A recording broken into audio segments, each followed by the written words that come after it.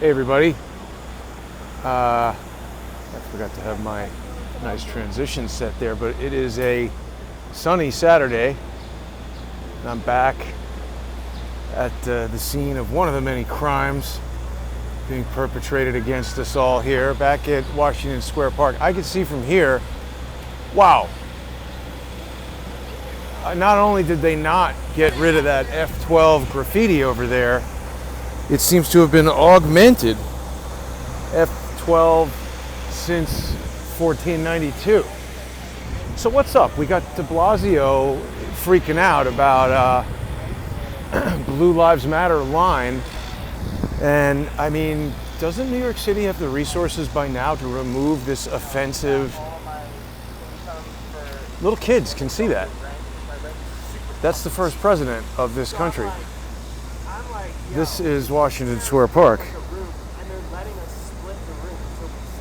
And I mean, you know, luckily they've reactivated the fountain, hopefully to wash away the Schmeagles. The cops are sort of stuck in here doing I don't know what, protecting the wood, the concrete there. Now it is a lot hotter today than I necessarily expected it might be. So I just want to warn everybody, if anything happens to terminate the broadcast due to overheating of the phone, I'll do my best to continue recording, but it becomes such a hassle to repost after that. I like to do it for the sponsors because there's people out there who realize that this is difficult work and takes a lot of time. It's my full-time job, obviously, so if there were no financial compensation involved, it wouldn't make a lot of sense for me to continue doing this indefinitely. So hopefully people will sponsor the show and get onto patreon.com/crowdsourcethetruth or subscribestar.com/crowdsourcethetruth and check out all of the sponsor exclusive shows.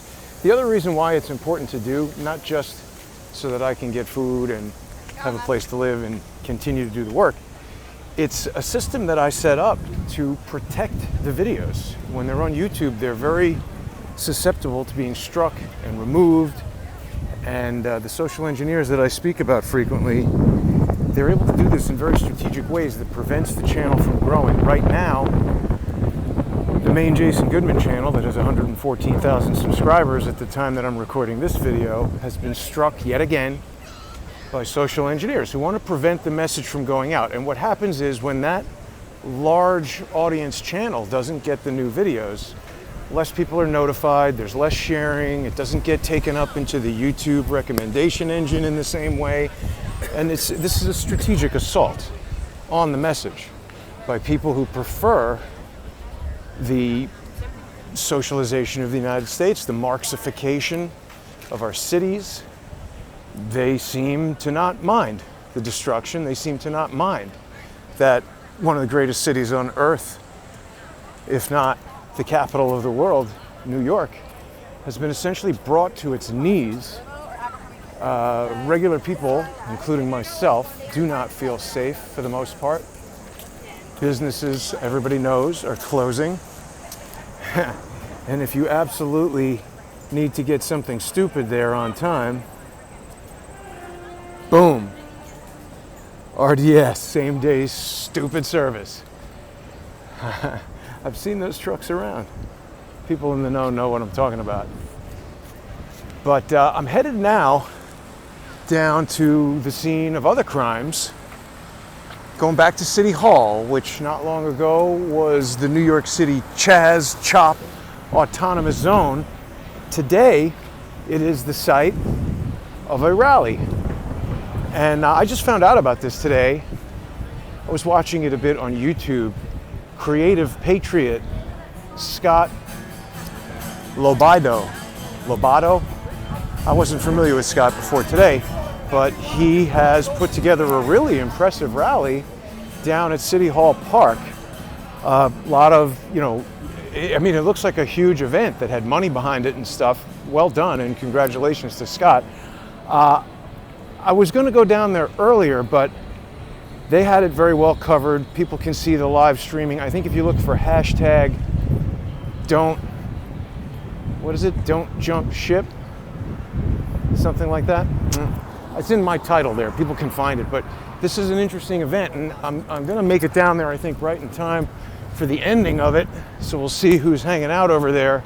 Again, if you want to see the speakers and everything, Scott had an impressive video production going on down there, multi-camera switching and high quality I mean, it looked like something you'd see on NBC News. And again, or any major news thing, not particularly saying he is affiliated with anybody. I'm just saying the level of production value was quite good.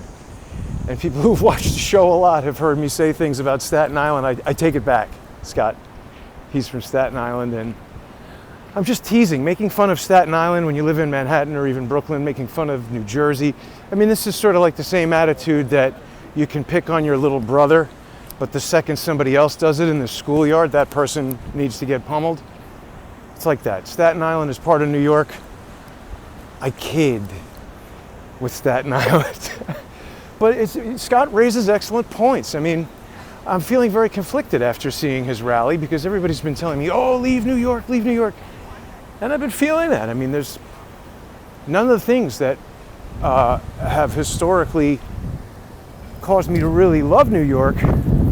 Not none of them, but so many of them are gone. I mean, the easy access to lots of restaurants and recreational activities, nightlife, meeting people, going to unique businesses, accessing things like, services that are open way later than other cities. I mean, when I lived in LA, this is minor, obviously, not a big deal. But we're talking about what makes the city what it is. When I lived in LA, it was super annoying. I mean, if you got to a restaurant at like 9 or 9:30, they were like, oh, we're not seating anybody anymore because we're closing. But in New York, I mean, you can go to restaurants at 1 o'clock in the morning if that's what you choose to do.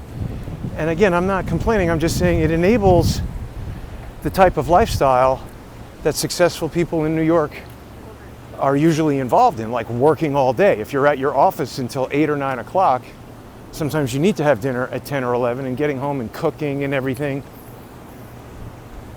Hard to do. So these things that are going on, I've never seen that before. Is that an NPC? Look at that thing. I don't know what that is. But I mean, again, what's going on is transforming people's lifestyles. And, I have been thinking very seriously about leaving New York. There are some legal, financial, and logistical complications in doing that. I don't want to go into those, but people who have been following the show for years know that I'm being sued by various social engineers. I've referred to these lawsuits as #fake lawsuits. And just to once again reiterate what I mean by that, they are actual federal lawsuits that hold substantial consequences for me should they not go my way. But they're based on, well, see, anything I say about them shows up in some other pleading, so I have to be careful what I say. This is the environment that we're living in, People think, oh, freedom of speech and, it's a free country, but not really. You can lose your livelihood if you step out of line, and we hear it happening to all kinds of people. So if you own a restaurant, if you own a barber shop, if you own some kind of unique business in New York City, that's closing down. If you are making a business out of sharing commentary and opinions, they've just passed draconian rules that allow them to shut that down. If you say any number of a wide range of things that their broad legal language can cover, I mean, literally, it's virtually anything at this point can get you canceled by the cancel culture. So, I mean, it does appear that like Washington Square Park is at least somewhat under control.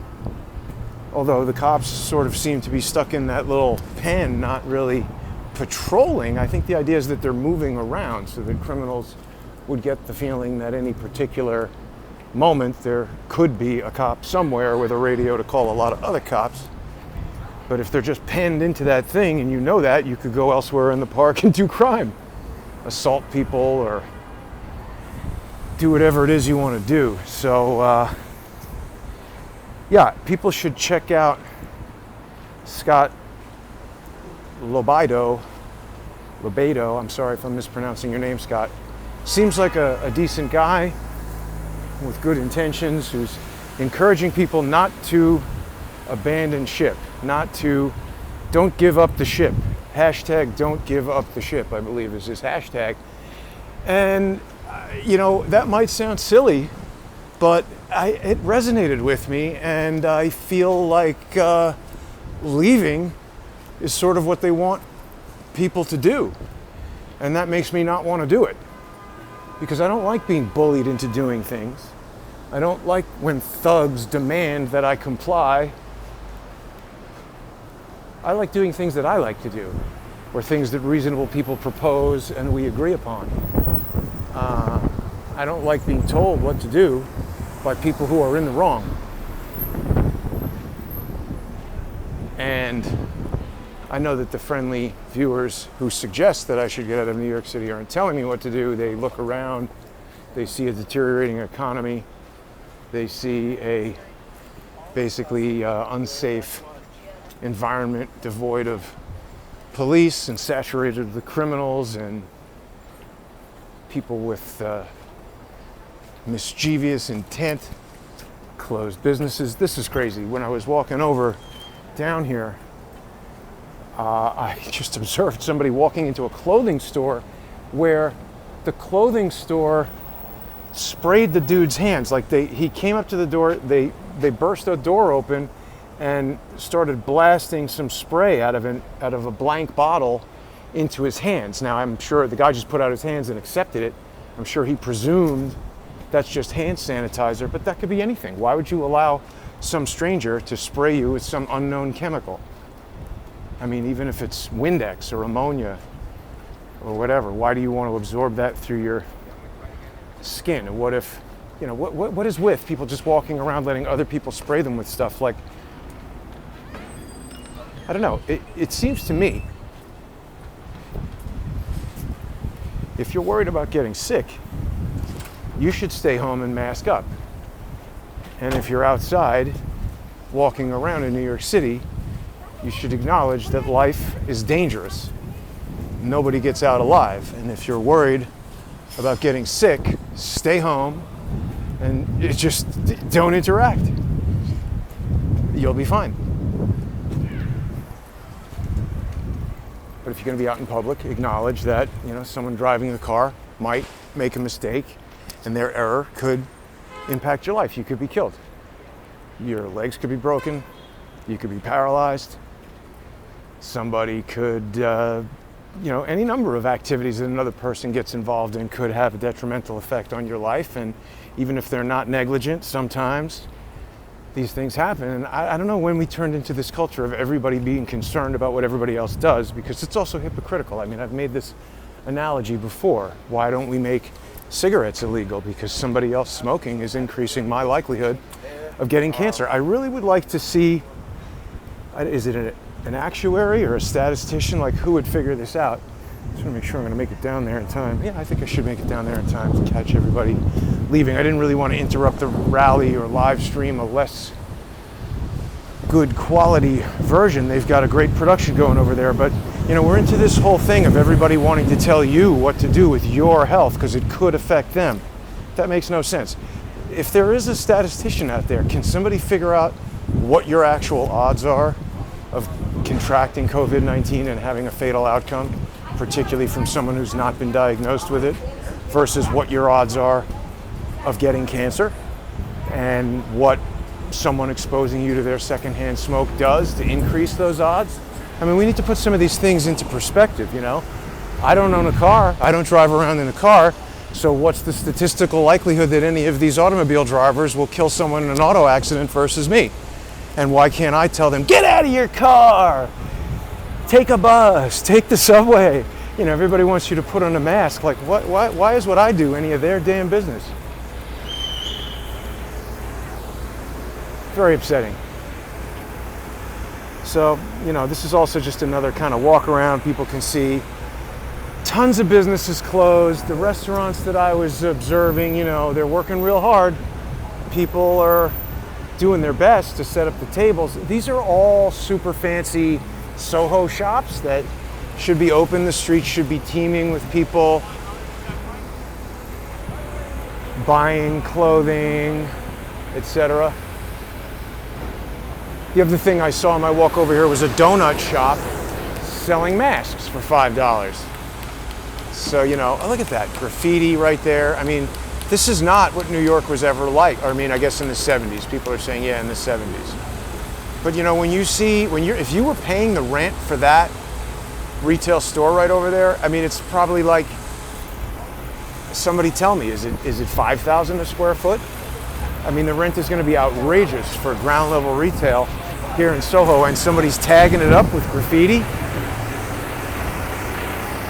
I mean, if you were leasing a Mercedes and somebody graffitied it, would you be like, yeah, that's okay? That's what I expect. That's why I spend all this money to be in this neighborhood, so that my store can be defaced with vandals' graffiti. Yeah, so I mean, I'm conflicted because on the one hand, I have sort of had it with this, you know, sort of lifestyle of feeling locked in the apartment all the time, not wanting to go anywhere, no friends to interact with, no way to meet new people. I mean, everybody's been made into a hypochondriac. The mere suggestion of, you know, being near someone without a mask on, really, most people are afraid of that. And what about these little kids who are growing up? If you're 5 and you spend 6 months being conditioned to do something and your parents are on board with it or whatever, that's going to become burned into your brain. It's like that little girl I saw on the hallway who said, "Look, mommy, no mask." I mean, that was literally like, think about that. So let's see, how am I doing here? Let's go to Broadway, might be easier to, it's always a little bit tricky to find your way to City Hall. I know that sounds stupid, but you know, once you get down here and the numbers go away, you got to really know where you're going. You know, there's just so little activity around. It's strange. There's a little bit of this feeling like, you know, that last scene in the movie Titanic where they're all, you know, the water is like halfway up the boat and they're all kind of like, the band is playing and everybody's walking to the end of the ship like that's going to do something. And there's like a substantial amount of people still hanging out on the sinking ship. I feel a little bit like that. I don't know if that's really, you know, you see all those people there in the park doing whatever. And yeah, so that's the message from our buddy over here, Scott LoBaido. That guy was eyeballing me as he drags on his joint there. But the message, he's directly telling people to do things. I don't want to do that. I'm not telling anybody to do anything. I'm just providing my observations. And I mean, for the most part, they're not good.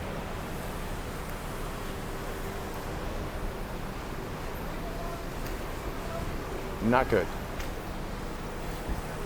You know, you got booze everywhere. It's just a wreck.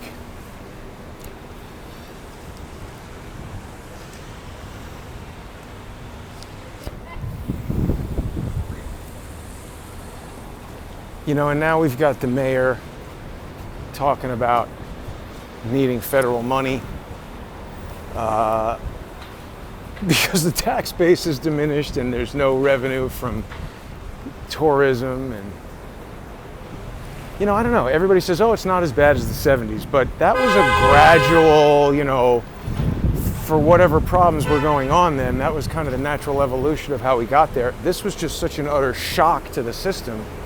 It's gonna play out way differently. And I mean, wow, look at the big spaces that are out. Who's gonna rent that? What business is gonna come back and take that? Knowing that, you know, one communist Marxist mayor could do all this. I mean, first of all, how long is it gonna take to get out from under this? And then who's gonna have the desire to weather it again?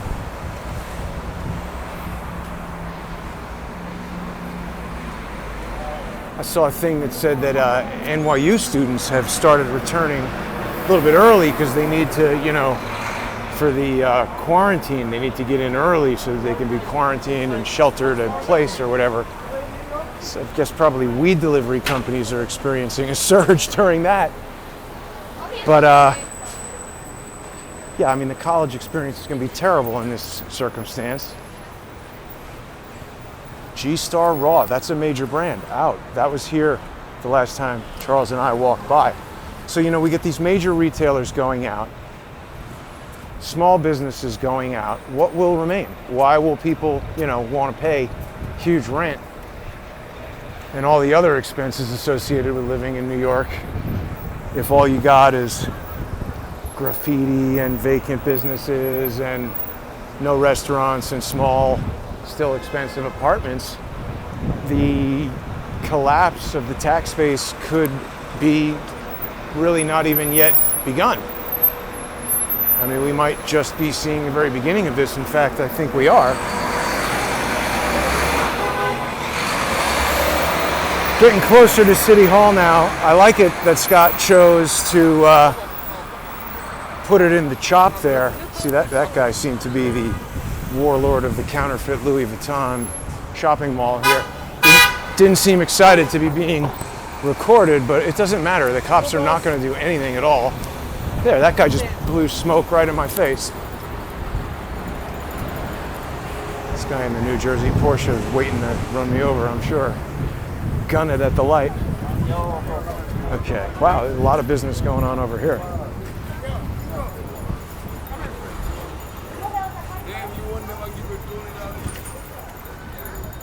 Yeah, I mean, if you need fake Louis Vuitton stuff, there it is. There's actually more of these than there were the last time we were here. Look at the Gucci section or Dolce & Gabbana, whatever that was. Oh boy, I don't know. I don't know. So I mean, that's the question. Do I leave and give up and give in to the demands of the Marxist agitators? And I mean, where do I'm not sure where I want to go. I've lived in New York all my life. It's so annoying when you have to move out of somewhere. That's what happened to me in LA. I didn't want to leave. But you know, circumstances dictate. You got to change it up. And so, Scott LoBaido, he's saying people should not abandon ship. I'm not advising anybody to do anything. I'm just contemplating my own actions.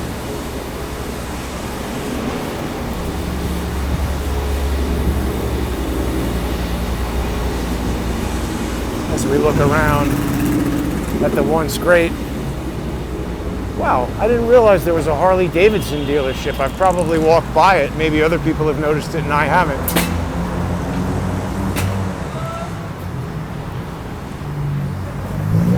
But that looks pretty boarded up. We're here at Broadway and White Street, and there's a Harley Davidson dealership, super boarded up.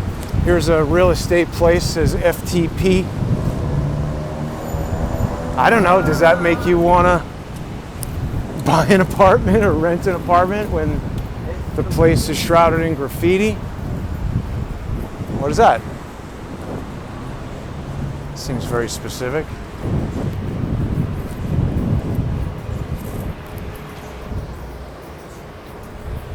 I was surprised that that person's video of Fifth Avenue being empty got so much attention. I don't understand what was different about that than anything that I've been showing for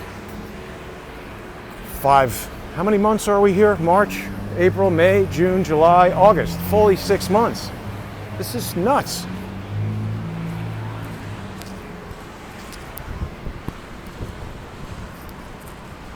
Let's not get hit by this guy.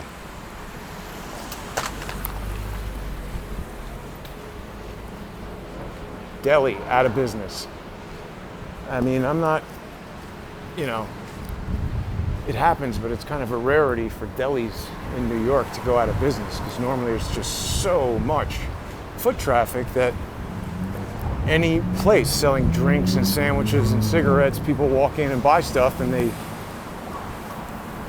maintain. I mean, you know, this whole city is going to just collapse on itself.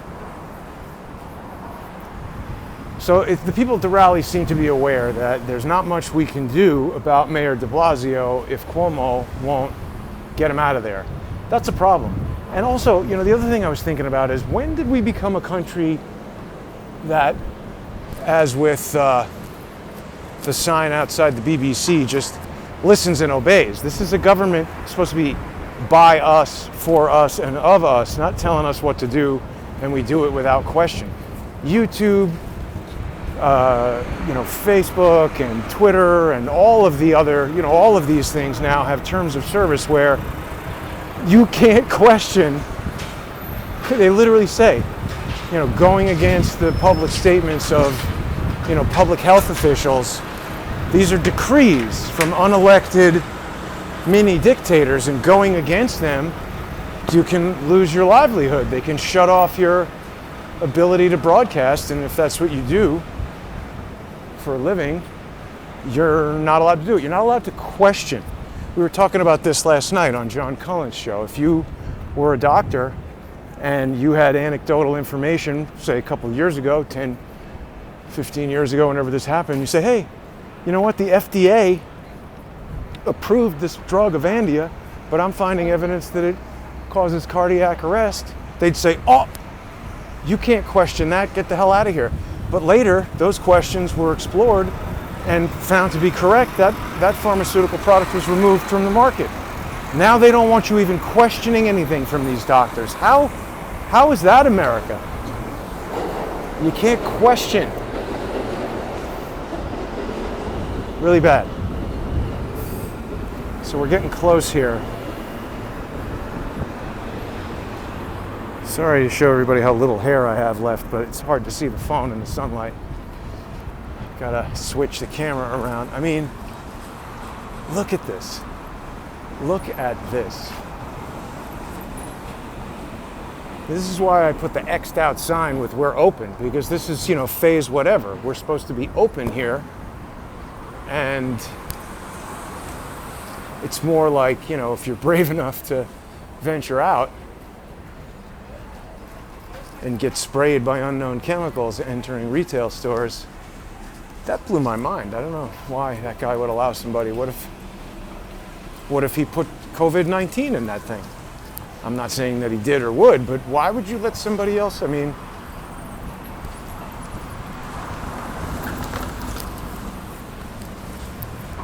$80% off.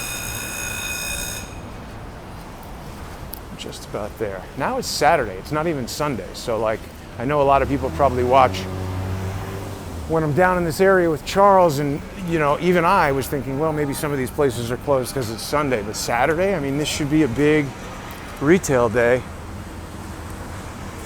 All these final days, I guess, no, that's GNC. That's not even Modell's, so that's closing. There's another deli that's closed.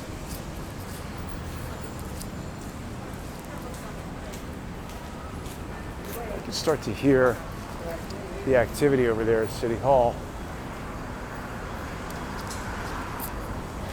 I don't know. I don't understand what happened. People remember that May 1st we were over here for a protest the lockdowns rally that got shut down right away. I don't know. I guess maybe they realized they just couldn't do that again because there had been so many F-12 rallies or whatever they were, that it would be flatly ridiculous. Although they don't seem to mind being flatly ridiculous. All right, so here's City Hall. It's around the other side, so let's check it out.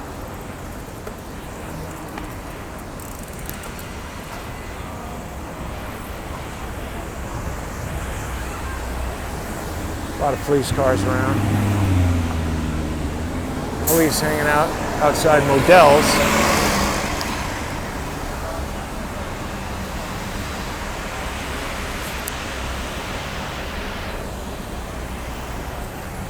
It's pretty hot. Emergency management, New York State emergency management. I guess that's state level version of FEMA. So So this is, I guess, like de Blasio's personal defense force. I definitely do not stand with the defund the police people, but at the same time, whenever I hear these just 100% pro-NYPD people speak, I can't necessarily agree with some of the things that they're saying. I think there is a lot of waste and inappropriate action within the NYPD, but I don't think that defunding them is the answer. I think a careful audit, stricter rules about corruption at the top, I think, are more important for fighting, including the mayor, by the way. That's where the biggest problem lies. Well, I'm the governor. But if we just had a mayor that would enable the NYPD to do what they needed to do from the beginning, a lot of this stuff would have never happened.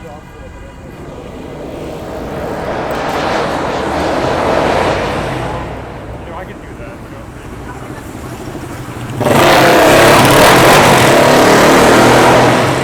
I know a lot of people from around the country and around the world watch the show and they think, oh, I could never live in New York. It's loud, it's dirty, it's terrible.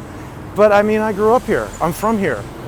I had a real strange thing the other day. I was in the apartment with the window open, and it's mostly been really quiet lately compared to how it usually is in New York. And for the first time ever in New York City, I could hear a train whistle, which I used to hear, from my bedroom growing up in the much quieter part of New York where I lived, in grade school and elementary school and high school. And it took me back to like those autumn days in my parents' house, cool breeze coming in. It was nice. And I mean, where am I gonna go? It's not like this is the only place it's experiencing this troubling condition.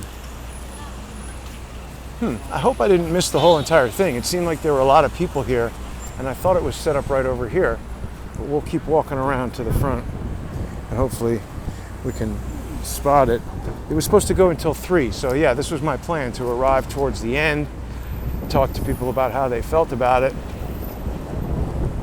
and just sort of see what was going on. It was nice to see that the vagrants and their all-you-can-eat filth buffet has been cleared out. I don't know why that took so long. That shouldn't have been allowed to last for 5 minutes. Our peaceful rally to protest the lockdowns was shut down in 30 minutes. The filth den was allowed to gestate and fester for a couple weeks. They could have stopped it. It's clear. I mean, here it's not here anymore, so why did they choose to allow it to stay? It's obvious. People watching know. If someone's tuned in for the first time and hasn't seen this show before, maybe they're starting to ask themselves, why did they allow that? I wonder how many people know. I wonder how much I really know about it. But it definitely seems like there's been a serious infiltration of socialist-minded people in our government. I'm talking about Cuomo, I'm talking about de Blasio, I'm talking about many members of Congress, many district attorneys. I mean, this is a plan that's been put in place over decades. People really need to be paying attention to what the Weather Underground was, is, who was affiliated with it, Obama, what this Cecil Rhodes plan for the 200-year plan for world domination, and how the Rhodes Scholars infiltrated the government, Bill Clinton, Susan Rice, James Woolsey of the CIA. Got to look where these connections go. It's a very troubling time. I guess I missed this thing. I thought it was back there. It might be over here.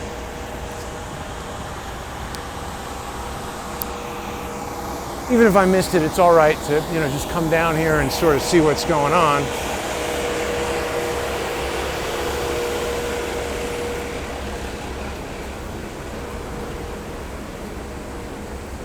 I did see a guy shooting heroin on 25th Street the other day. Usually a pretty nice part of town, very close to where I live. That's the first time I've ever seen that personally on the street.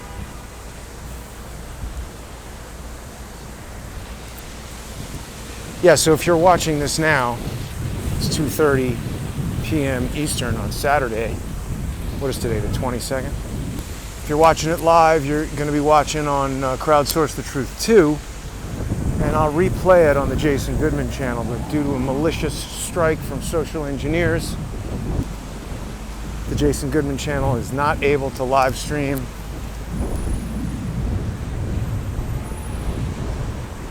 And that's annoying. Maybe it's right around the bend here. Ah, there it is. Looks like it.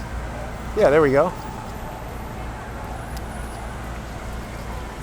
Still seems to be a healthy crowd. Can I enter here? It's like a maze.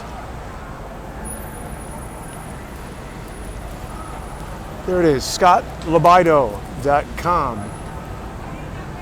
I don't know Scott, and I didn't know about him until earlier today, but it seems like he's doing a good thing.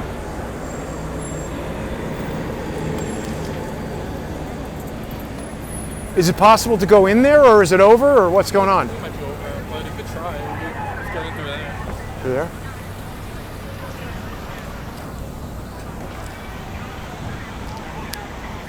But that seems to be the opposite side. What if I want to go there?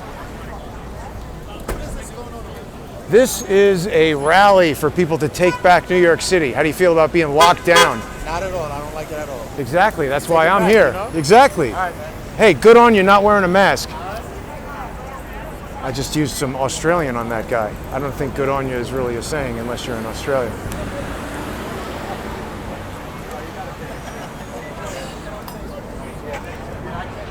How's it going? Is it over, do you know? Yeah, Yeah. it's over. Oh yeah? It was a good event, right? Yeah, very. So are you guys from New York, or you came here, Staten Island. Staten Island, and you're in the Marines? I would. Can you believe what's going on? No, it's ridiculous. Who are you with? I'm just myself, Jason Goodman, yeah. This is crazy.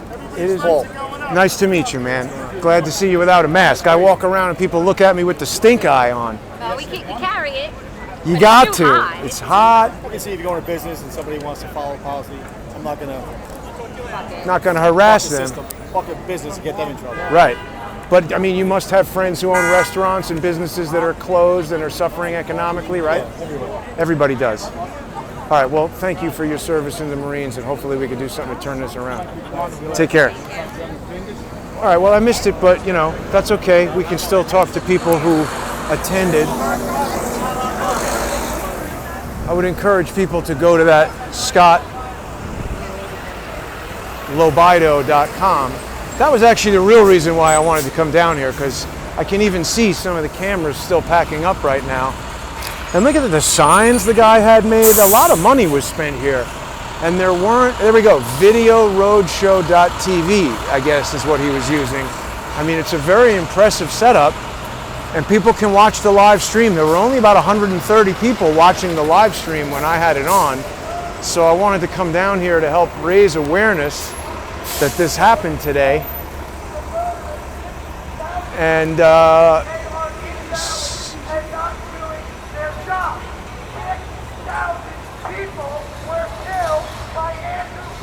that sounds like Scott.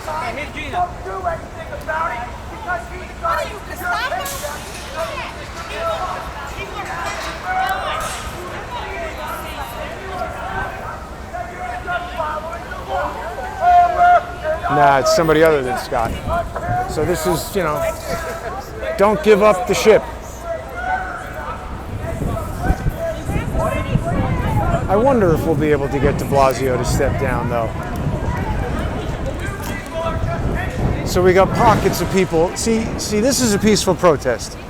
Nobody is throwing anything at the cops. The cops aren't wearing riot gear. It's just people hanging out, talking, sharing their concerns. Uh-oh. See the cops mobilizing. What's going on? Waving arms and stuff.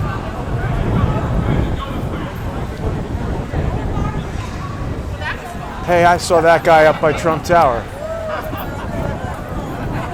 It's funny, this type of thing has become the only, like, socializing that's going on. Well,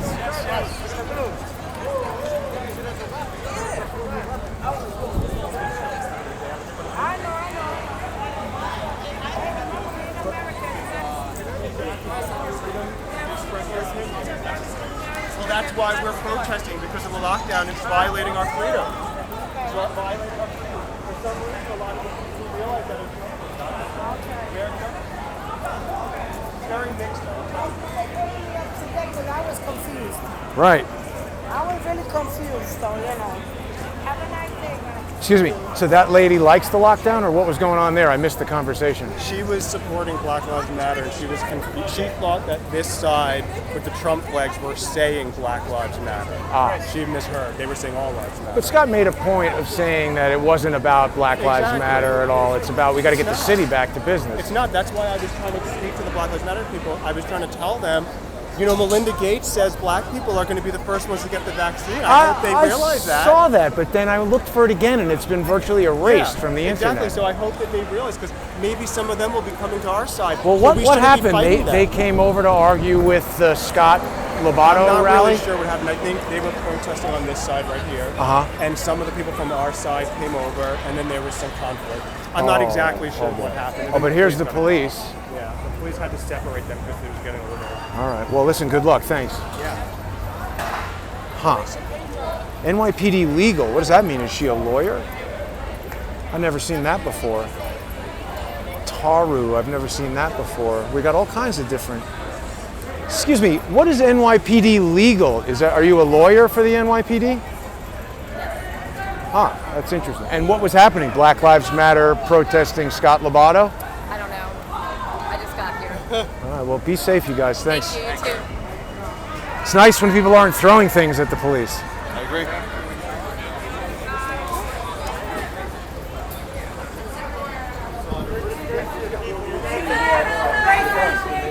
Chris. Hey, Chris. The turnout. How you doing, man? Good to see you again. Good to see you, brother. How you doing? Good, good, good. How did this Scott LoBaido event go? Oh, it was an amazing event, guys. A great turnout, over 1,000 people at least. It was, man, great speakers, a strong message.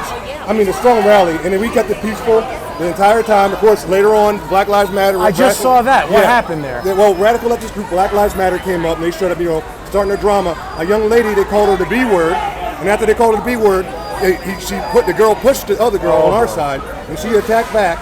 And then there's two guys from Black Lives Matter punched the two girls. They threw a punch at them. Whoa! Yeah, crazy stuff. So that's where it's a big scuffle that happened. The cops, thinking it's for the police, they broke everything up, and they split us apart, and we started marching down the street, just waving the flag, supporting the president, and they were trying to start a scuffle after that. But the police couple separated, did a great job. NYPD did a great job out here today. Yeah, and it was nice to see a calm, organized. I mean, Scott did a great job with the rally. A lot of fancy video I got stuff. it recorded. His speech was amazing. Man. Yeah. He had the crowd pumped up, and he was just speaking from the heart of a New Yorker. Man, real New Yorkers came out and supported today. That's what's so beautiful about this event. Now, what about you running for mayor? I think you could do a better job. I'm serious. I've been hearing the talks. In time. I'm in discussions with certain people right now about running.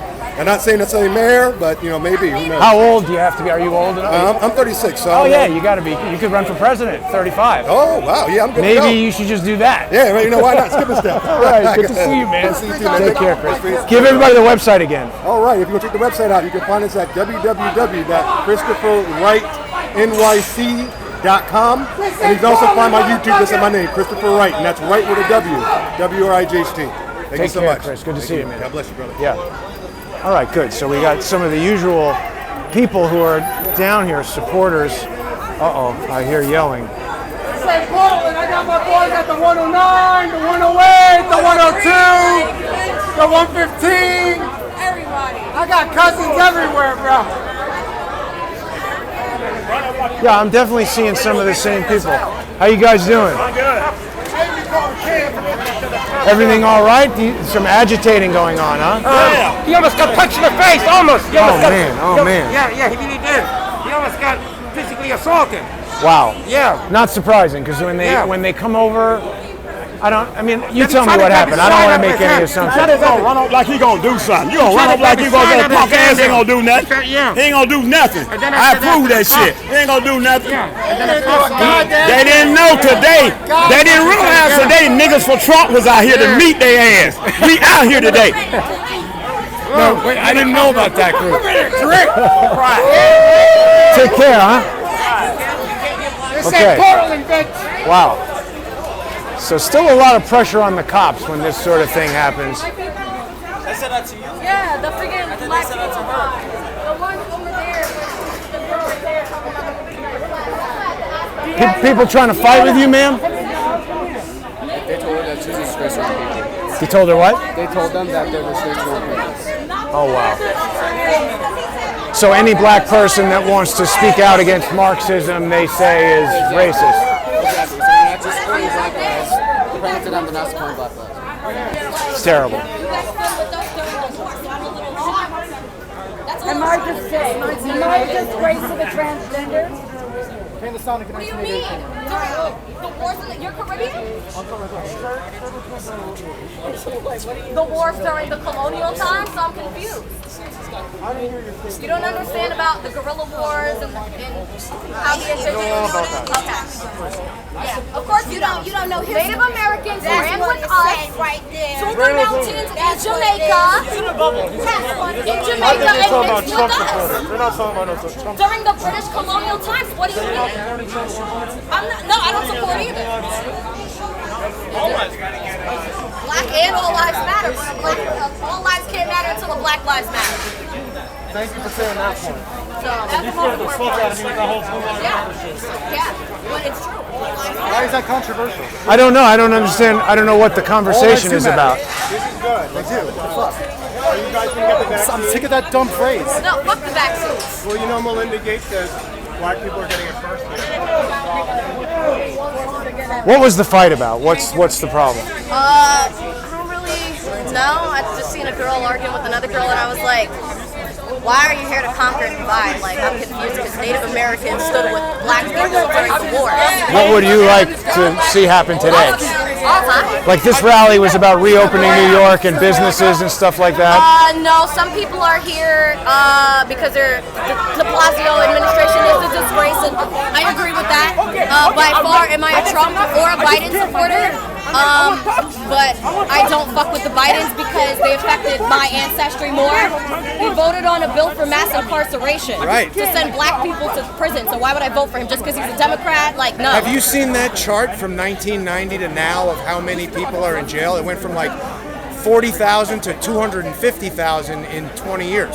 Yeah, and you had Bobby Rush on that bill, who's a black man. And a Black Panther. And a Black Panther on that bill. So, fuck is she talking about? Like, So were you here?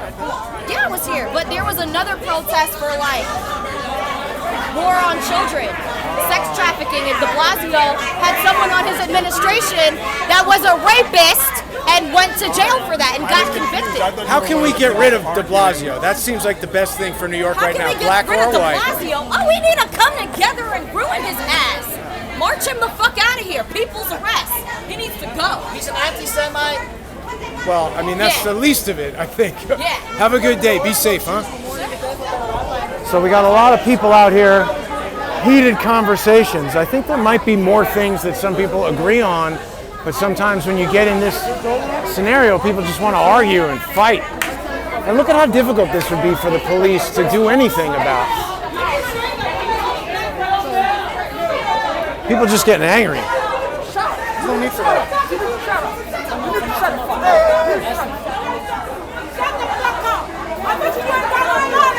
If you had a father, you would have tried to find me a female. Where your father at? I bet you were risking a fucking father. Because if you had one, you would have tried to find a female. Because I was coming to this bitch and all that. It's the real. It's the real. We here. Yeah, we right.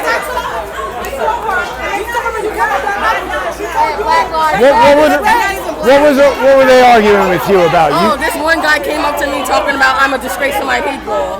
Because you want New York I'm on City to this be side. open, and you Yeah. want businesses to be And open. I support the cops. And you don't want people to burn down your Exactly. neighborhood and beat you up and Talking about shoot me, people. I'm a disgrace. But what about that guy? There was a black guy who was walking with his 4-year-old daughter. And he got shot. Yeah. What about that guy? What about that? But What Black about that Lives 1-year-old Matter. baby? There was a black baby. Black Lives Matter. How come they don't acknowledge those people who got shot? Black Lives Matter. That's what it is. Because they don't care about black people. They don't care about black people when it's a white cop involved. You got to be careful. Be safe, okay? About the over 600 black lives that are killed 600,000 black lives that are killed every year in Planned Parenthood that was founded with some racist scums, the KKK. Do you know that Bill Gates' father was the second guy in charge? It was started by Margaret Sanger, and then Bill Gates' father took it over at Planned Parenthood. So all these people who are for Black Lives Matter, they don't like Donald Trump. They want Joe Biden to be there. They want the pedo Joe. I mean, he's going to make everybody wear masks and take vaccines, isn't he? I wish you would try to make me wear my mask. Yeah. So everybody just wants to take my fight. gun away Everybody from just me wants to first. fight with you because they think they can tell you what you should Telling me, think. they're trying to tell me my life matters. I don't need up there on the street. I don't need a sign. I don't need a movement saying my life matters. I know I matter. How did you feel about Scott and the rally they had I today? loved it. It I was loved good, it. That's right? why I came for it. I came for it. I came for it. Yeah. I came for it. And so- they failed to realize they thought that was tomorrow. they thought it was a freaking Blue Lives Matter, man. That's why they came. But even if it was, don't we want the cops? I mean, Like, why? if they had their little Black Lives Matter protests, why can't we have ours? Yeah. Why can't we have ours? You guys weren't hunting around to try to agitate at their Agitating thing. people, that's what they're doing. They are. Disgusting. Like, that's why Do you have a Twitter or anything you want people to know about? my Facebook is Deanna, D-A-N-N-A, Deanna Andrea. And yeah, that's why I dropped blue paint on that nasty. Oh, right. thing. Well, you be safe, Deanna. Take care of yourself, Thank okay? you. Have a nice day. That's a brave woman to stand up. I think if you're black and you stand against that, you get a lot of heat. Some guy gave it to me. Awesome. Is it here? Yeah. Well, I was hoping I would run into Scott. I should have come down a bit earlier, but it might have been too hectic of an event. They got something happening tomorrow at 2 p.m. I mean, this was mostly what I wanted to see, was the aftermath of who was here and how people felt about it. Again, people who want to see the rally, you're going to go to Don't Give Up the Ship, a hashtag Don't Give Up the Ship, or LoBaido.com. You can see the whole thing. They did a great job producing it. Frankly, I think Scott LoBaido and his team did a better job producing this event than the virtual DNC. How would you guys compare this to other patrolling you've had to do lately? Nobody throwing any stuff at you, nobody being violent, right? Oh, all right, you can't even make a comment. I mean, you know, the cops should be able to speak to the public. They are here among us.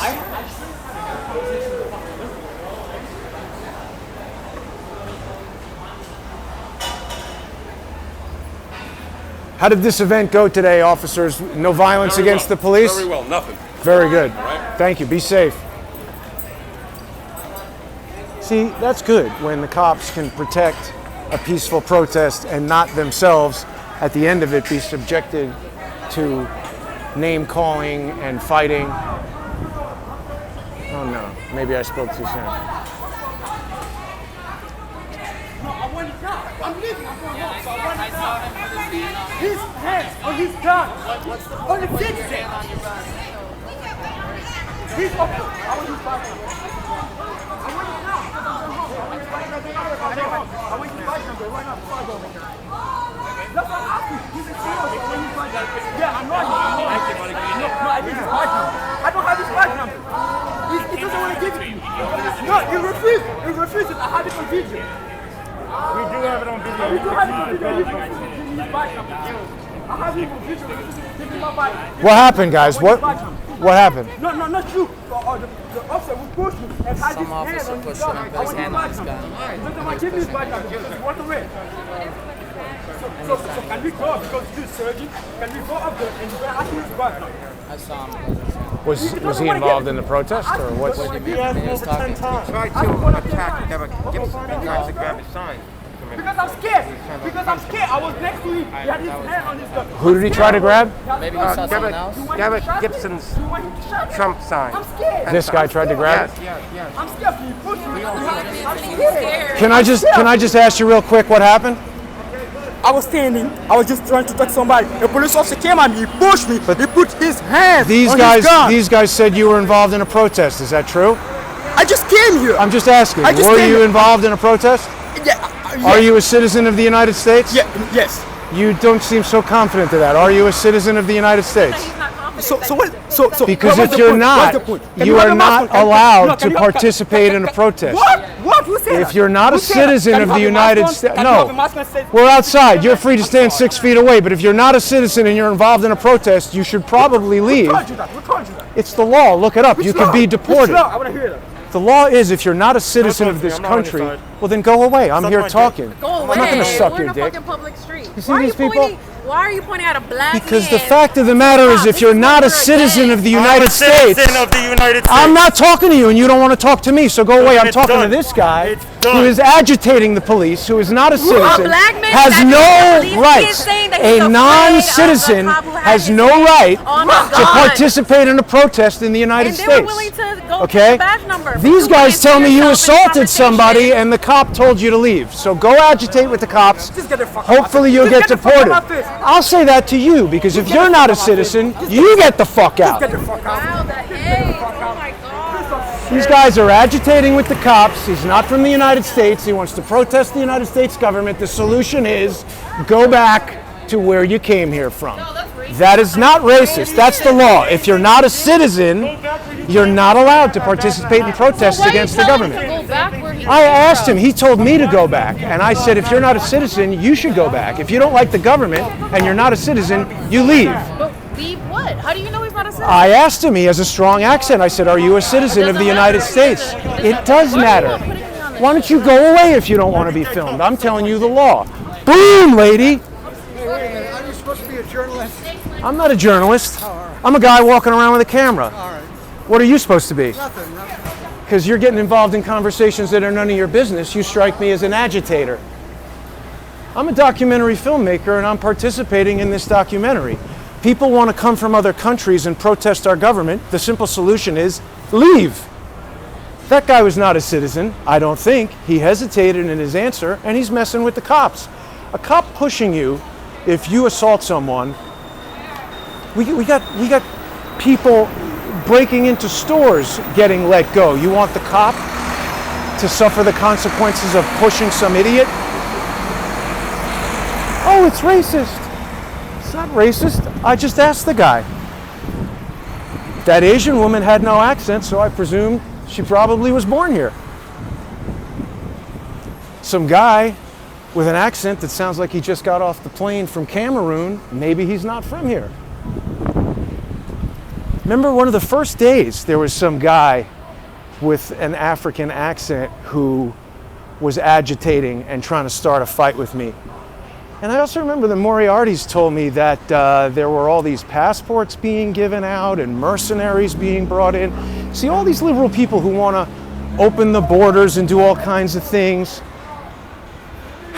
There are a lot of people all over the place who have bad intentions, and if we just open up the country to anybody at all to come in here with their Marxist beliefs or their anarchist beliefs or wanting to do terrorism or wanting to agitate, I don't think they have a right to just come here. And if you're not from this country, it's a fact. You do not have the right to protest the government. You don't just show up here and suddenly have every right of an American citizen. I don't know where that idea came from. How you guys doing? Be safe. It's true that if someone's not a citizen, they have no right to participate in a protest, right? If you're not a citizen of the United States, your tourist visa does not grant you can't get a job if you're a tourist, right? That's a violation of your visa, and you can't be in a protest. I was just trying to explain that to a guy who wanted to get the cops in trouble because he's agitating and then the cops say, get out of here, and he wants you guys to get in trouble. So, no problem, take care.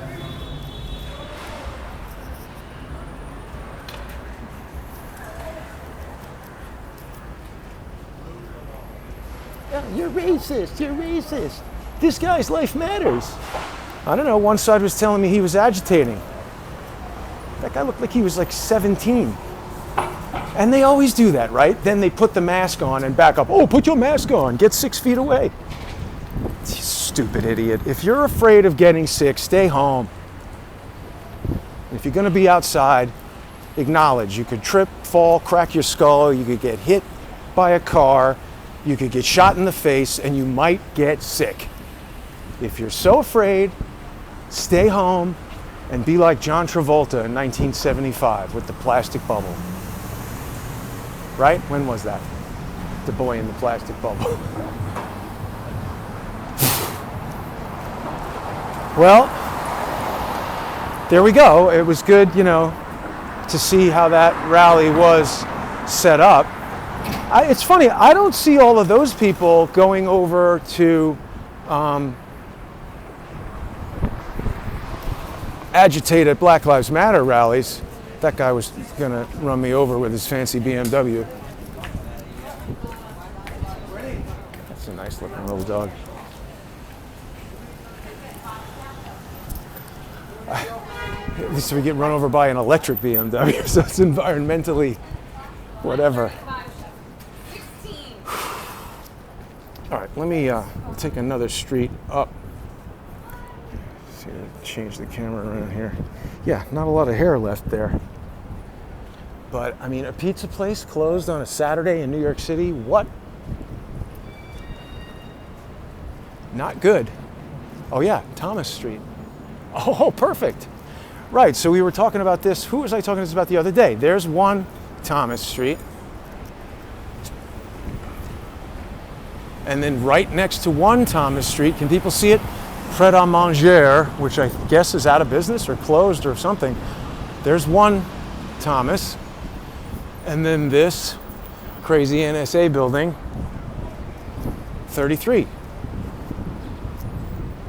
How's it going? Do you know about this building?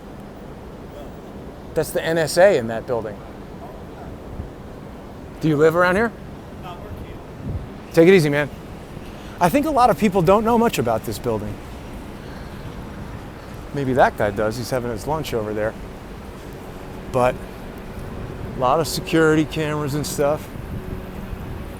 Yeah, and there, 33 Thomas Street. So how does it go from 1 to 33? And then let's see what the other one is across the street.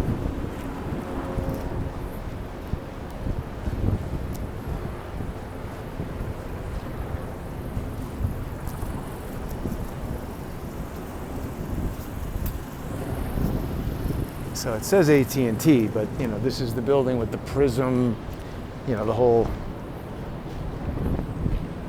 sucking in everybody's data. It's a crazy looking building. So when we cross over Thomas, this is 36 Thomas. So I don't know, maybe it's got something to do with one side of the street versus the other.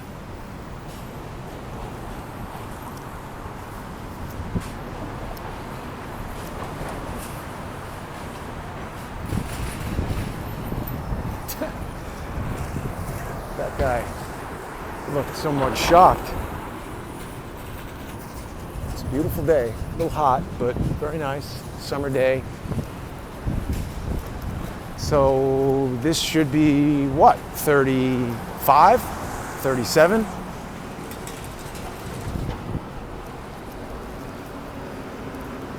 Buckle my shoe. No idea what that is.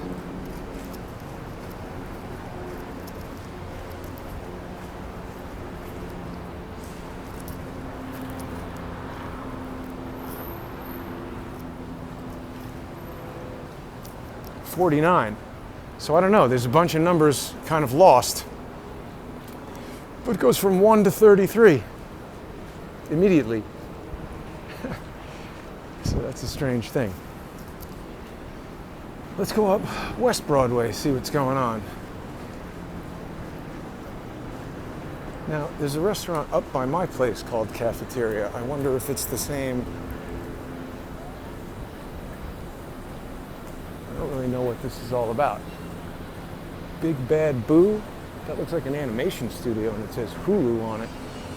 Why would somebody see something like that is just not going to continue to do business in New York City where it's super expensive and nobody else is going to be. I mean, part of it is if the people you do business with aren't around in New York City, maybe there's no point for you to be in New York City. This is where we need to come from Burger and Martini.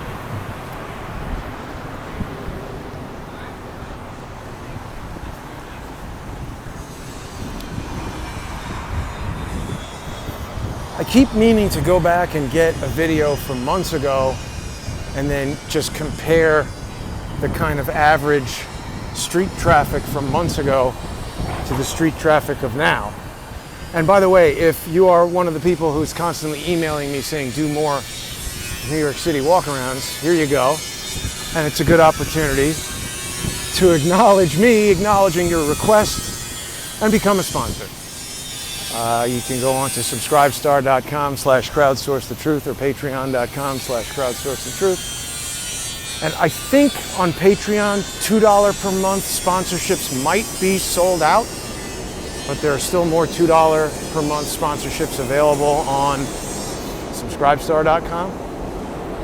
And if you subscribe on either for $5 a month or higher, you get access to the Discord chat.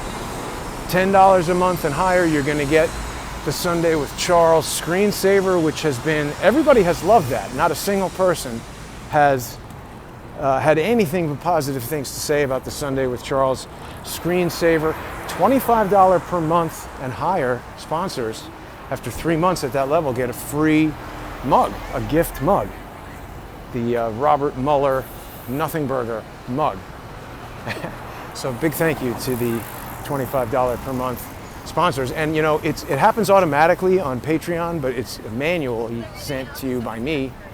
If you're on Subscribestar, $25 a month. So if you are at that level and haven't gotten your mug, just send me an email, truth@crowdsourcethetruth.org, and I'll make sure you get it. I've observed this thing before, bizarre shape.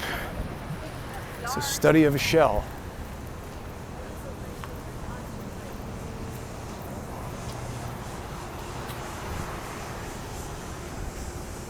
So we'll be out tomorrow. Charles will join me for Sunday with Charles. I know he's going to have a lot to talk about. Steve Bannon being arrested. It's interesting that, you know, Audrey Strauss comes in and there's still so much about that removal of Jeffrey Berman that we really don't know. The former U.S. attorney in the Southern District of New York, who seemed to be pursuing Epstein, and then he died, which William Barr was appalled by. And then, you know, they kicked him out and then right away arrested Maxwell, which on the face of it looks like, oh, good, fighting pedos. But I don't really believe that they've arrested Maxwell in the conventional sense. I'm quite surprised that we haven't seen any photos of her. Lots of pictures of Steve Bannon being perp walked, arraigned, coming out of the court. Like, why that dichotomy? It seems like anybody who knows Donald Trump is in danger of being arrested for whatever. And anybody who is a friend of the Democrats, the Clintons, the Obamas, they can literally rape and go crazy and nothing happens. Look at this. This is cool. Who are you going to call? Ladder 8. Span Man will appreciate this. We have firemen who watch the show. See, that's the thing. A lot of people don't understand what the purpose of Crowdsource the Truth is. The idea is I can't, no one can. I don't know everything. I don't claim to know everything. I don't particularly claim to know very much about anything other than, you know, how to make these live stream shows work and some stuff about digital production. But what I've tried to do here is bring together a platform where a lot of experts can share their insights, their experiences, their knowledge, and then people in the audience, like if you're a firefighter and you know about explosives and things like that, and we're talking about a story that has to do with an explosion, people like that can provide expert testimony and expert input that help us understand things better. You know, even people who don't have specialized training or professional experience, there's times that people have said, oh my God, that happened in my town. Or I know that person, or my brother-in-law worked with that guy. And they can help us get to better answers. It's not intended for every person to post their opinion of whether they like me or don't like me, or like a guest or don't like a guest or whatever. You know, I mean, look, I'm not saying don't do that, but don't be surprised if that gets ignored, and particularly if it's obnoxious. Because the other thing is, you see, these comments are utilized by social engineers to try to convince people of things. Social engineering is just, you know, trying to convince someone to do something that is not in their best interest. And there's a lot of different ways that that can be done. But I'll tell you, the social engineers that have tried to destroy, persistently tried to destroy Crowdsource the Truth for the past 3 years, they just won't give up. I mean, it's amazing to me. Their most impressive aspect is their persistence. I mean, it's almost like some sort of sick animal that bangs its head against a wall and doesn't stop. They're persistent. I guess that's admirable to some extent, but they're not really getting anywhere. In fact, the banging of their own heads against the same wall is resulting in something of a dent in their head. Luckily, nothing inside it, so they're safe from any injury. But had they brains, they wouldn't be doing this in the first place. It does take a lot of my time and sap a lot of my resources, though. And, you know, so when you see these comments that are, you can start to detect the patterns. This is interesting.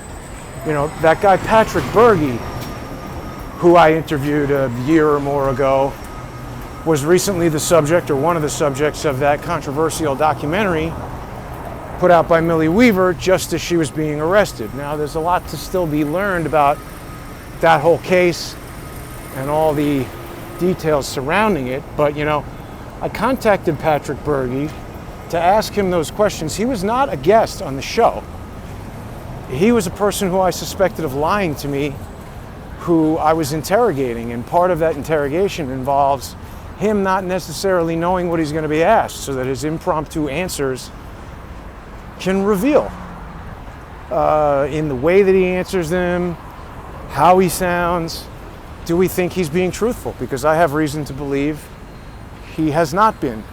And that's not to say I don't believe anything that he's told me. I think at some point after he started telling me all these things, somebody else got involved. I think that somebody gave him money and influenced him. Because you see, this is what I have observed seems to be the case. Social engineers, when they identify someone, might initially approach that person and say something like, hey, Jason, you got a great YouTube channel. Why don't you put it on our platform? You'll make money. We'll send you guests. It'll be great.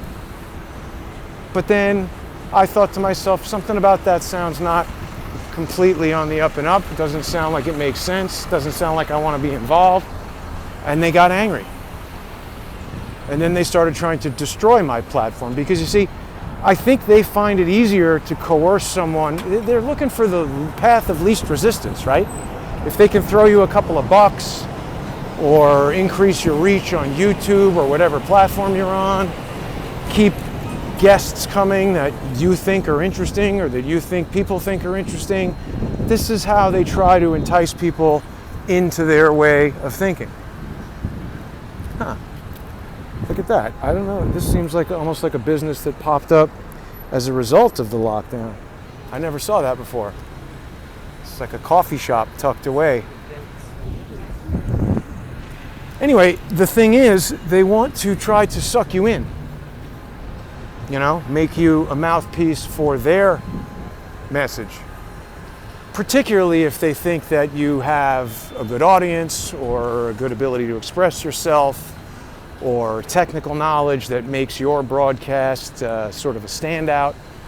If they identify someone as a person who has a high likelihood of succeeding, they want that person in their camp. And also, if in the case of Patrick Berge, that person is releasing information that they don't want released, they'd like to find the simplest least damaging way to get that person to come around to their way of thinking. Certainly throwing $4,000 at somebody is a lot easier than murdering them or suing them for 3 years or any of the more complex things they can do. But so basically, it starts like that. Hey, Jason, you got a great YouTube channel. Why don't you put it on our platform? You'll make money. We'll bring you guests. It'll be great. No, thanks. Then they start using their platform to spread lies, to publicize lawsuits that they've brought. You know, I don't know if people realize this. Another major purpose of a lawsuit is you can say things about someone in a lawsuit. You can make allegations in a lawsuit that if you just made them in a YouTube broadcast would be defamation. You could totally make stuff up in a lawsuit and sue someone for things that you allege, which if the lawsuit finds them not to be true, you know, you can't be sued for defamation. You have, maybe it's qualified immunity from defamation in a lawsuit, or a lawyer has that at least. So what they want to do is they want to put a lot of nonsense into the lawsuit and then do a broadcast publicizing, hey, this lawsuit alleges X, Y, and Z.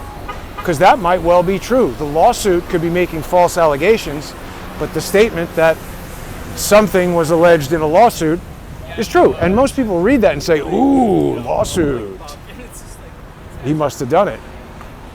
Or whatever. They just put whatever ridiculous idea into a lawsuit. Another game they play is they'll get some English speaking, some native English speaker, whether he's some bloated British dope in Poland or some bloated New Zealand dope in New Zealand or some as yet unseen British dope allegedly in France. They like to get these native English speakers who are outside the jurisdiction of federal courts so they can make all kinds of claims on YouTube and you can't do much about it. And then what they can do is they can say, oh, on such and such a YouTube channel, this allegation was made. They can say that in a lawsuit. So it's funny how these lawsuits have opened my eyes to some of these games that lawyers play, and now I see it on a larger scale. I think Alan Dershowitz is engaging in lawfare. I think most lawyers are engaging in lawfare kind of all the time. They want to intimidate you. They're not necessarily using justice to achieve a right. They're using their knowledge of the law to bend your will, to make them do what you want. And it's a very effective tactic, particularly if you don't know the law or understand how court works. A lot of people say, oh, court is rigged. Life is rigged, right? Nothing is fair. People do things for their own benefit, and that's true of officers of the court. There are going to be personal relationships there.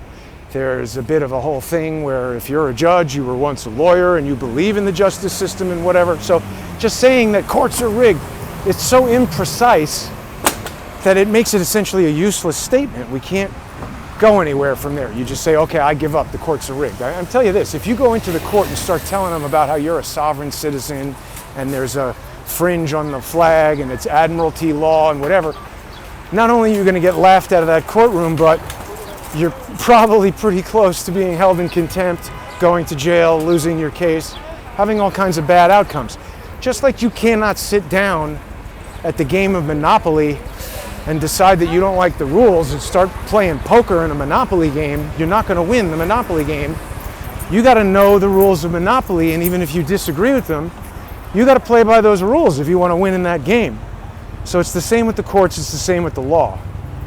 Now, in the case of General Flynn, that's obviously a very high-level example of lawfare, and we can see that going against the judge in court doesn't work very well very often. Now, in Michael Flynn's case, I believe he's in the right, but even when the law and the facts are on his side, fighting the judge is not easy.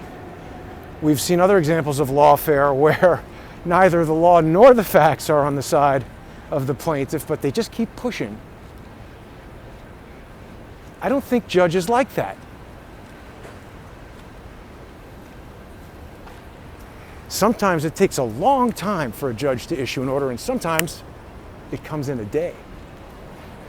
It's hard to know what judges are thinking, but I think if your thing gets denied within 24 hours, you're losing. You're losing the judge. you're losing credibility with the judge, and you're going to lose the case. Well, I would like to say that it does appear that there's maybe less hostility on the streets. Maybe I'm being more selective about who I speak to and how I speak to them. But it's really tough to know what's going to happen with New York. It's really tough to decide what I should personally do relative to New York.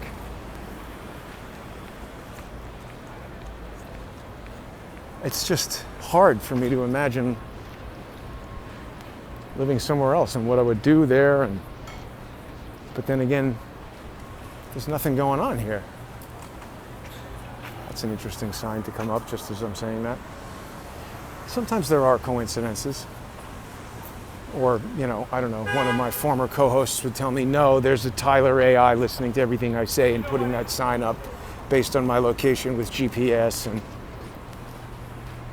in some computer-driven effort to be ironic. I don't know. That is probably quite a stretch. Look at how empty this restaurant is. On a Saturday, what time is it here? 3:20. People would be out, boozing up, having a late lunch. Oh, so many. And I mean, remember, this is, of course, a fraction of their normal capacity.